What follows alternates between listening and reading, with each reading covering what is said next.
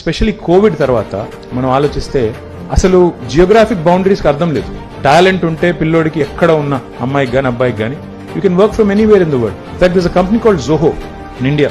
దాని ఫౌండర్ శ్రీధర్ వెంబు అని తమిళనాడు ఆయన ఏం చేస్తున్నాడు, ఓన్లీ టాలెంటెడ్ ప్రోగ్రామర్స్ ని గ్రామాల్లో ఉండే వాళ్ళని ఎంచుకుంటున్నాడు. ఆయన ఆఫీస్ లేదు, ఏం లేదు, గ్రామంలో ఉండు, ఎక్కడన్నా చిన్నపట్నంలో ఉండు, ఎక్కడన్నా హసన్పర్తిలో ఉండు, లేకపోతే మహబాద్ లో ఉండు, ఇంకొకడు నాకు కావాలి ఫలానా పని, నాకు డెలివర్ చేస్తావా లేదా, దాంతో మతలబ్. అంటే ఇట్లా redefining and innovating which brings about an inclusive growth. అంటే అమ్మాయా అబ్బాయా కాదు, రూరల్ ఇన్నోవేటరా అర్బన్ ఇన్నోవేటరా కాదు, నీది ఏ కులము ఏ మతం కాదు, అవేవి కాకుండా అందరినీ కలుపుకునే ఒక సమ్మిళితమైన అభివృద్ధి జరిగిన నాడే.